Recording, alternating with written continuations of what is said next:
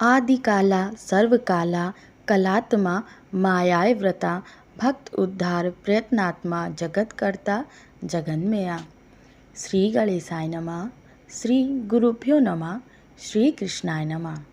भक्तों, आइए आज श्रवण करते हैं अधिक मास यानी पुरुषोत्तम मास अध्याय 6। नारद जी बोले, भगवान गोलोक में जाकर क्या करते हैं?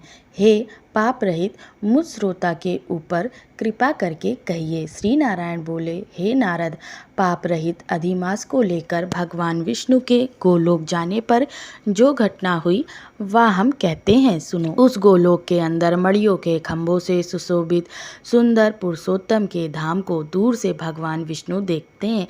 उस धाम के तेज से बंद हुए नेत्र वाले विष्णु धीरे धीरे नेत्र खोलकर और अधिक मास को अपने पीछे कर धीरे धीरे धाम की ओर जाते हैं।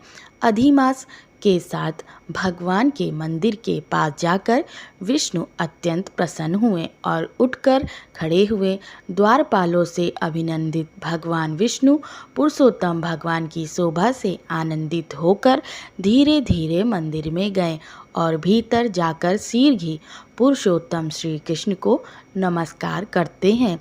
गोपियों के मंडल के मध्य में रत्नमय सिंहासन पर बैठे हुए कृष्ण को नमस्कार कर पास में खड़े होकर विष्णु बोले, श्री विष्णु बोले, गुणों से अतीत गोविंद अद्वितीय अविनाशी सूक्ष्म विकार रहित विग्रहवान गोपों के वेश के विधायक छोटी अवस्था वाले शांत स्वरूप गोपियों के पति बड़े सुंदर नूतन मेघ के समान श्याम करोड़ों कामदेव के समान सुंदर वृंदावन के अंदर रास मंडल में बैठने वाले पीत रंग के पीतांबर से शोभित सौम्य भावों के चढ़ाने पर मस्तक में 3 रेखा पड़ने से सुंदर आकृति वाले रासलीला के स्वामी, रासलीला में रहने वाले, रासलीला करने में सदा उत्सुक 2 भुजा वाले मुरलीधर पीत वस्त्रधारी अच्युत,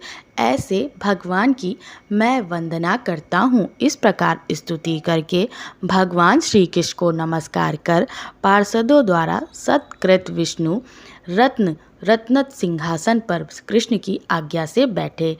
श्री नारायण बोले, यह श्री विष्णु का किया हुआ स्तोत्र प्रातःकाल उठकर जो पढ़ता है उसके समस्त पाप नष्ट हो जाते हैं और अनिष्ट स्वप्न भी अच्छे फल को देते हैं और पुत्र पौत्रादि को बढ़ाने वाली भक्ति श्री गोविंद में होती है। आकीर्ति का नाश होकर सद्कीर्ति की वृद्धि होती है। भगवान विष्णु बैठ गए और कृष्ण के आगे कांपते हुए अधिमास को श्री कृष्ण के चरण कमलों में नमन कराते हैं। तब श्री कृष्ण ने श्री विष्णु से पूछा कि यह कौन है, कहाँ से यहाँ आए हैं, क्यों रोते हैं? इस गोलोक में तो कोई भी दुख भागी होता नहीं। इस गोलोक में रहने वाले तो सर्वदा आनंद में मग्न रहते हैं। ये लोग तो स्वप्न में भी दुष्ट वार्ता या दुख भरा समाचार सुनते ही नहीं। अतः हे विष्णु, यह क्यों कांपता है और आंखों से आंसू बहाता दुखित हमारे सम्मुख किस लिए खड़ा है?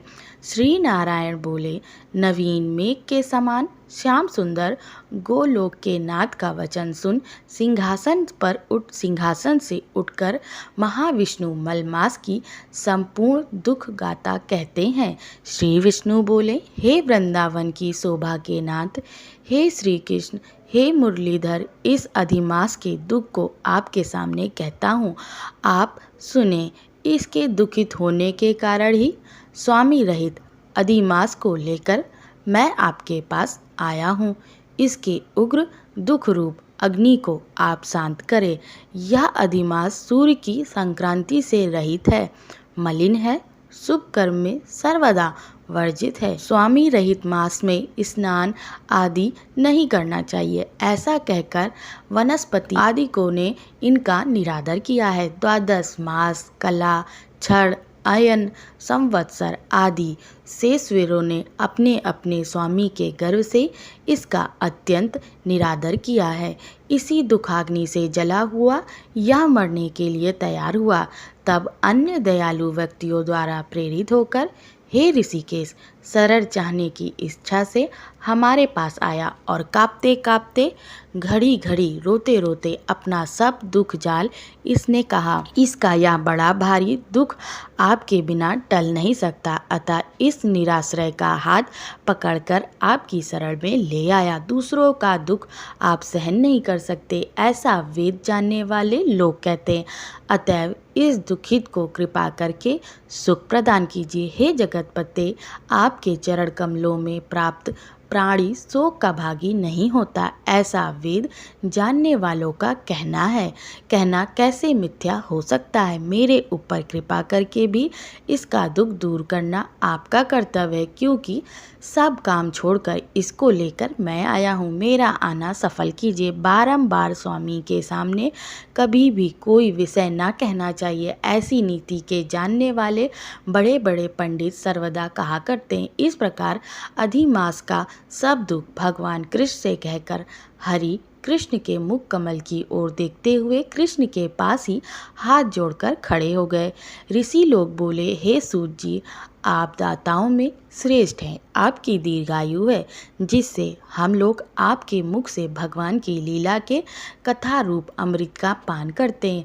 हे सूत, गोलोकवासी भगवान कृष्ण ने विष्णु के प्रति फिर क्या कहा और क्या किया इत्यादि लोकोपकारक विष्णु कृष्ण का संवाद सब आप हम लोगों से कहिए।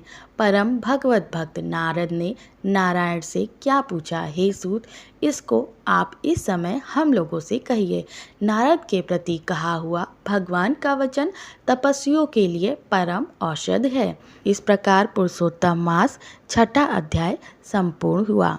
अगला अध्याय आप अगली वीडियो में श्रवण करेंगे और अध्याय 1, 2, 3, 4, 5 की कथा आप अधिक मास प्लेलिस्ट में जाकर श्रवण कर सकते हैं। तब तक के लिए राधे कृष्ण।